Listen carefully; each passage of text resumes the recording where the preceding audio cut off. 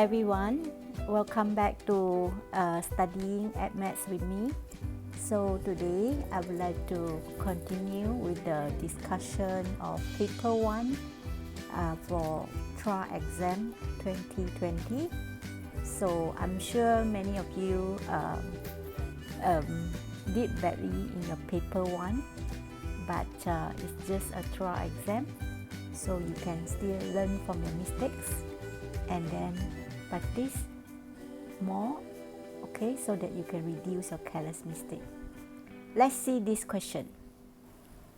This question is about circular measure. For circular measure, it's considered quite easy because we have a few formula, right? First of all, we label the radius is given 2 centimeter, right? Okay, the circle with radius 2 centimeter, so we label the radius, center O, tangent to the circle at point A. So the point A, you must know that it is a right angle because of tangent and radius always making a right angle. And the base of the triangle can be found because the area of the OAT is given. So we will find the base first. The base is the length of AT. So half base times height, the height is the radius, is equal to the area given 8, right? So you can solve and find the base for the triangle.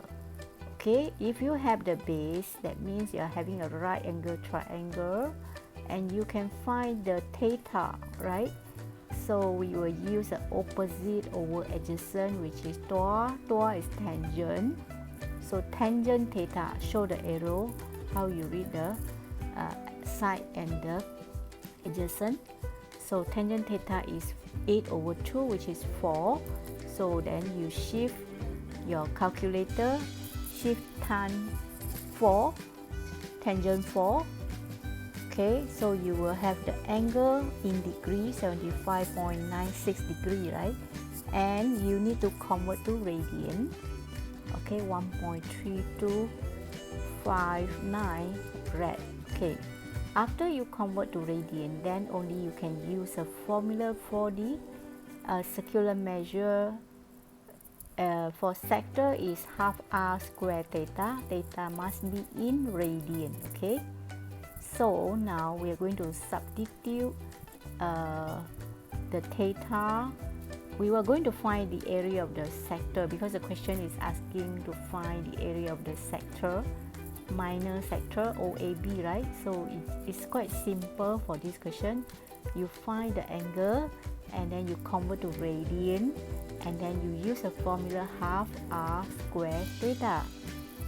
So the area of the sector, minor sector, is equal to 1 over 2 times the radius square times the angle 75.96 degree times the pi, which is given by the question 3.142, right, over 180.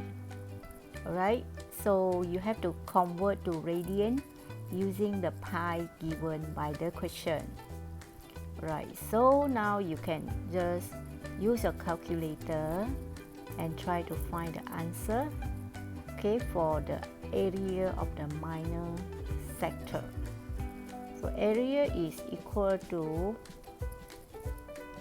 2.6518, or you can round it off to 2.652. Alright, so this is the answer for the circular measure. So area for minor arc is 2.652, and we prefer all the answer in 4 significant figure, and please write the unit correctly, centimeter square, right?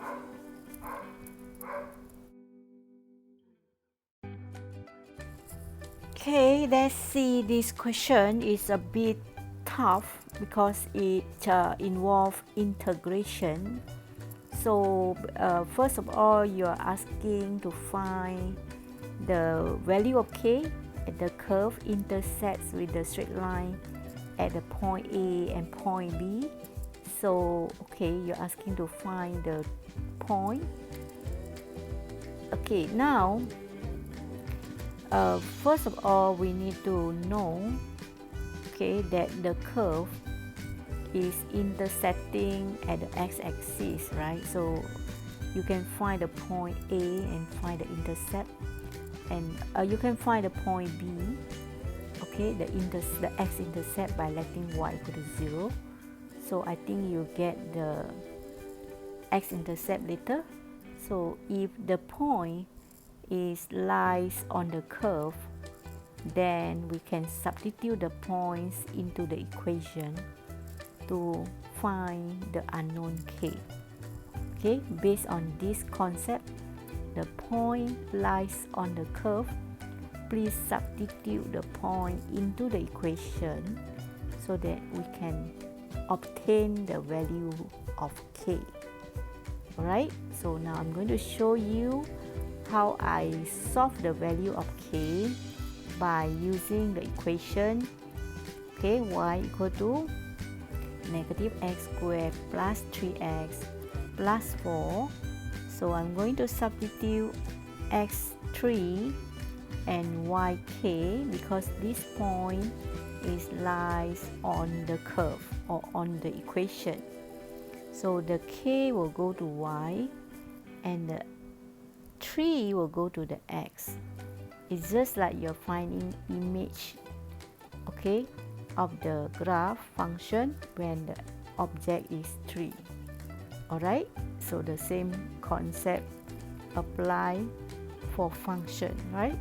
So I'm going to solve it, and then I want to know what is the value of k. It looks like it's negative 9 plus 9 plus 4. So negative 9 plus 9 cancel out. So the k is equal to 4.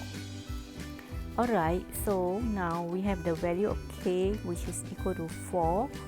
Now we are going to solve the area of the shaded region.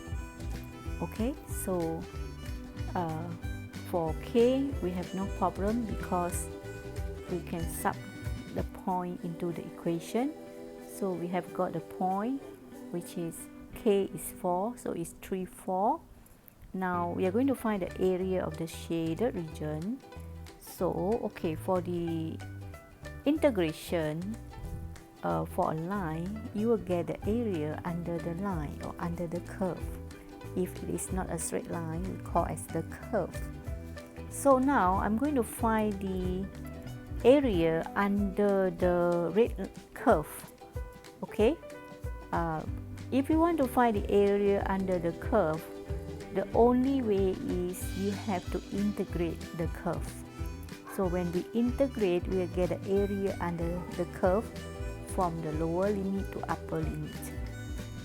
Okay, so I'm highlighting using the blue color, and I'm showing you that I'm going to find the area under the curve from negative 1 to 3 will do, because I'm focusing to the shaded region, okay, area of shaded region.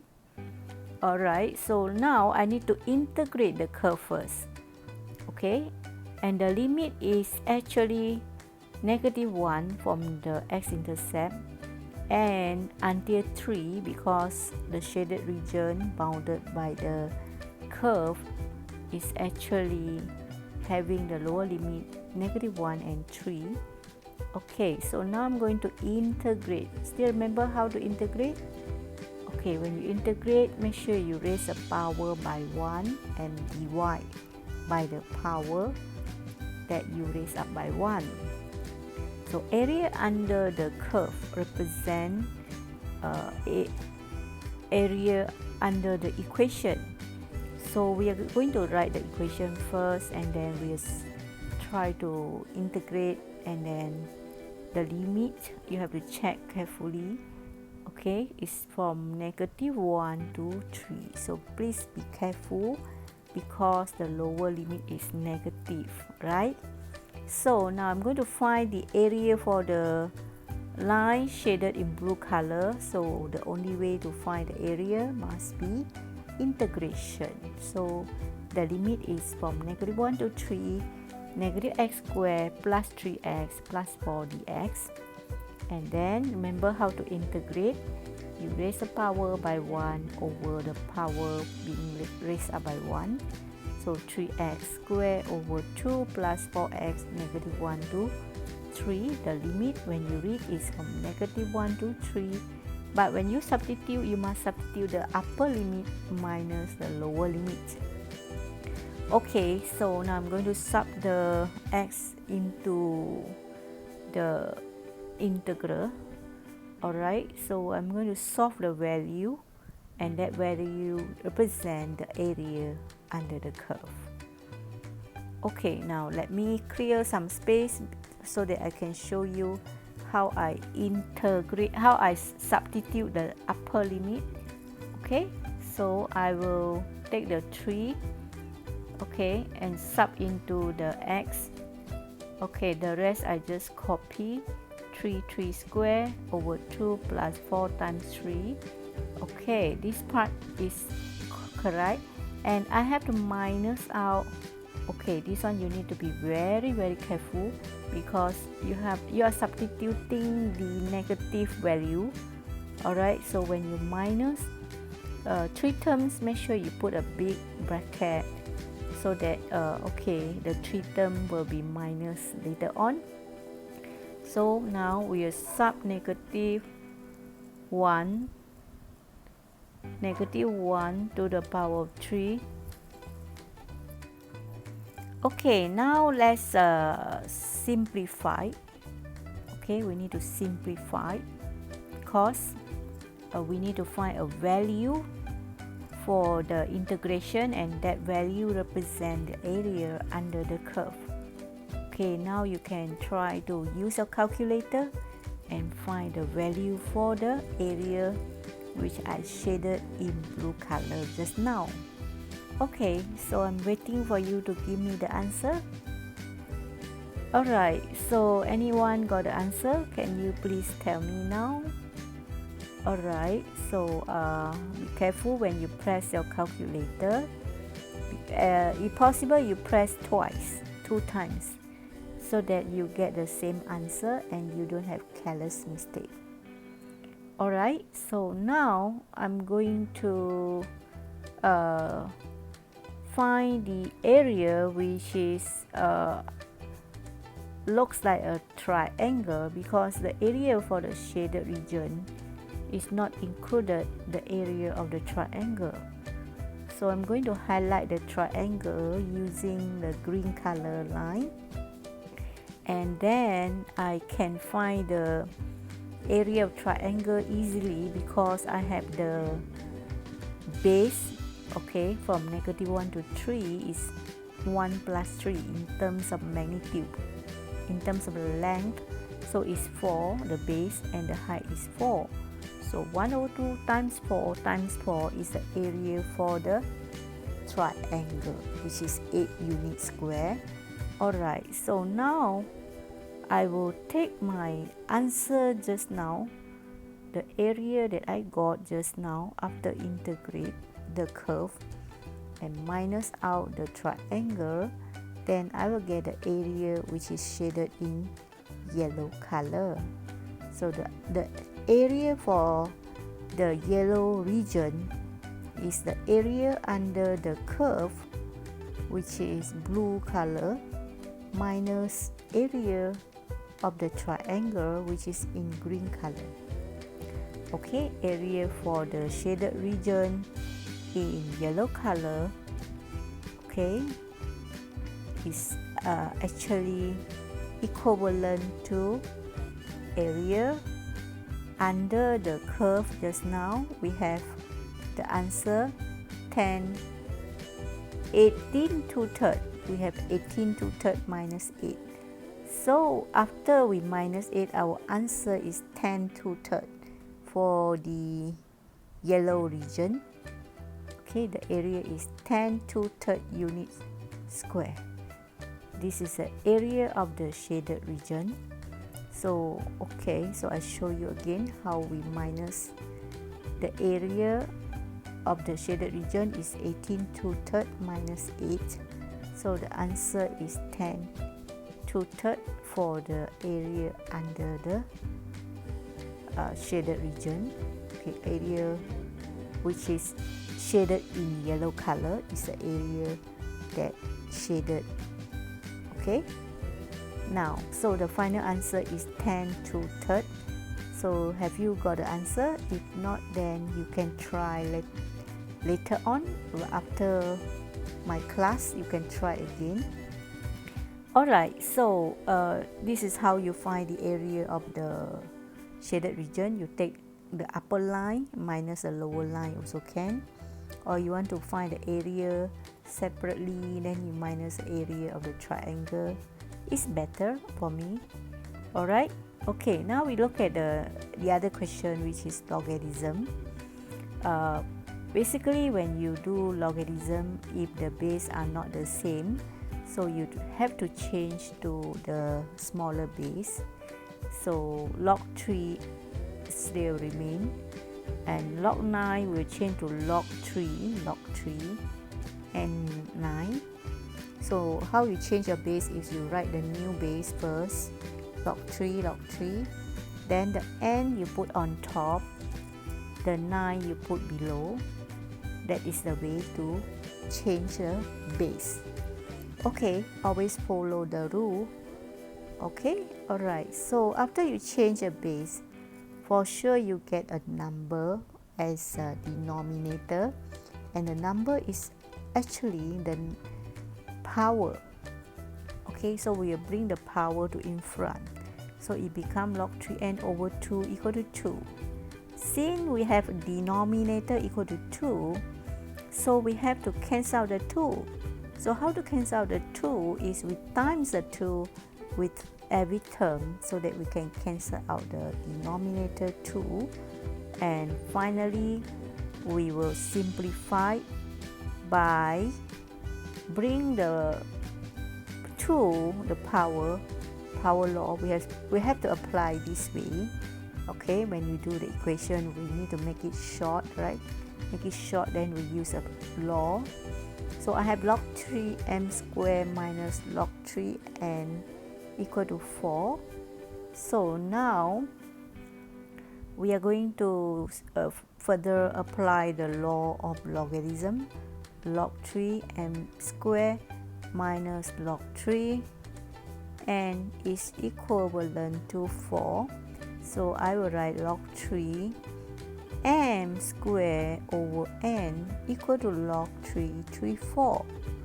Okay, so if you write log 334, then you will actually get the answer very fast, right? So you just compare by looking at the same base. Our m squared over n is equal to 3 power 4, right? 3 power 4 inclusive of the 3. So m squared over n equal to 81. But the question 1, n as a subject, so we just swap the n with the 81. So okay, that means our n is m squared over 81.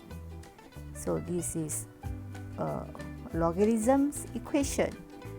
Alright, so your n is equal to m squared over 81. We need to follow the law of logarithm, okay, so that we can solve the equation of the n in terms of m. So again, I highlight to you, if you want n in terms of m, so what you need to do is you need to shift until the n to one side alone, stand alone there. So n is equal to m squared over 81 with the n at the left side. Okay, this is the answer for logarithm equation. Now we will try to complete another one, which is this one is indicial equation. So first of all, you have to expand like this: 5x times phi 2, 5x times 5, 3 equal to 30, and then you factorize your 5 power x, left 25 plus 125 equal to 30, and then we will make the number to one side. That means 5 power x is a common factor, right? So we factorize, so left only the number. Okay, so this 5 power x is a common factor, so we factorize out, we get 5 power x times 150 equal to 30. So 30 over 150 is 1 over 5, and 1 over 5 is 5 to the power of negative 1, so hence x is equal to negative 1. Alright, so this is the answer for the logarithm equation. The next question is about statistics. So you are given a table shows the distribution of marks obtained by 46 students, and you are asking to find the mode marks of the distribution. So let's see how to do. Normally for a question like this, you will be asking to draw a histogram, okay, but because this is a paper 1, so you are not provided with a graph paper, so you can try to sketch out the histogram and then try to observe how is the histogram looks like. It looks like it is symmetrical. Okay, so if it is symmetrical, we can use a midpoint. We'll choose the highest rectangle bar and we will cross, remember? Alright, that is how you find the histogram, and since it is symmetrical, so the mode is actually occurred at the midpoint, so we can just find the midpoint for the highest rectangle bar, okay, which is model class. So okay, you should know you get a model class, and then with the model class you have a lower limit and upper limit, and then you try to find the midpoint. That is your answer when the histogram is symmetrical, so you can find the mode easily. Alright, so normally if you use a graph, normally that is how you read the mode, but since this is a paper 1 question and histogram is symmetrical, so you can just find the midpoint for the class interval with the highest frequency.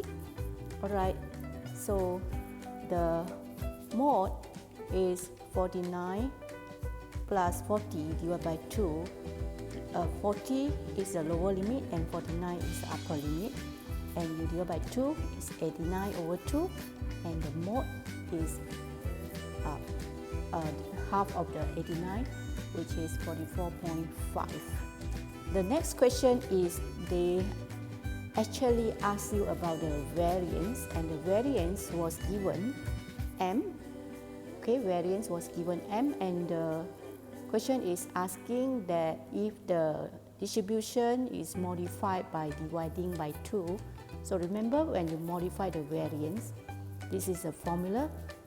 U divided by 2 means you have to multiply by half, and the constant that you multiply is half, so you have to square the half.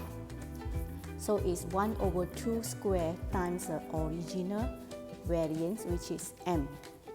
Right? So the new variant is m over 4. Alright, so when you modify the variance by multiplying with a number, that number you have to square it and you multiply by the original variance. Remember? Okay, this is a shortcut, so you have to remember the shortcut. Okay, so this is about variance. So the variance is m over 4. So make sure you square. Okay, make sure your variance is written with square. So because of plus 3, there's no effect. Okay, plus minus, there's no effect to variance and standard deviation. So variance is not affected by the addition or subtraction of any number. It's just affected by the number you multiply, but you have to square it, okay? Now this is the answer for just now the question that I just discussed. Okay, the answer is 44.5 and m/4. Now next question is about the permutation. So the question say there are 5 cards of different letters and symbols. So find the number of possible arrangements in a row, okay, of all the cards. Okay, you have 5 cards. So arranging 5 cards is 5p5. So this one I guess everyone know how to do. Is 120. Then for the next one is the condition apply. The I and S must be together. So we will actually arrange I and S together. So we have a love shape. We have I and S. We make it together. I and S must be together. So we have to make sure I and S together. Then we have P and G.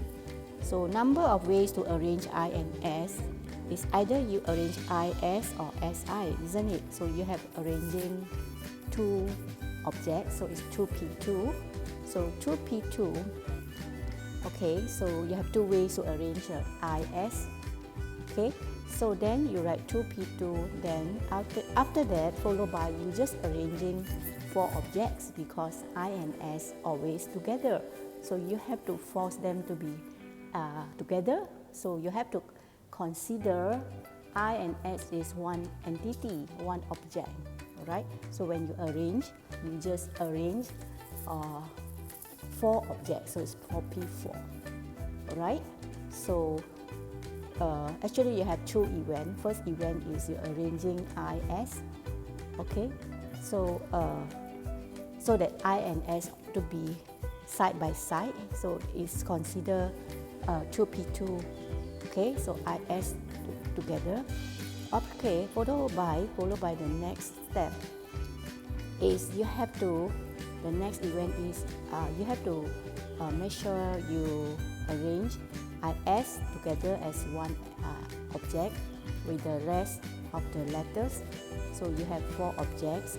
So you just apply 4p4, right? Okay. Why is 4 object? Because I and S always side by side. Okay, so it's considered one object. So the answer that you got should be 2p2 times 4p4. Right, so the answer is 48 ways. There are 48 ways. Okay, this is about permutation. So, okay, so I'm showing you the answer is 5p5. And then the answer for B is 48.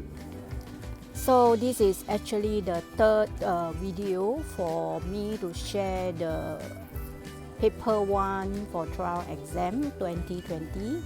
So I think I still got a few more questions.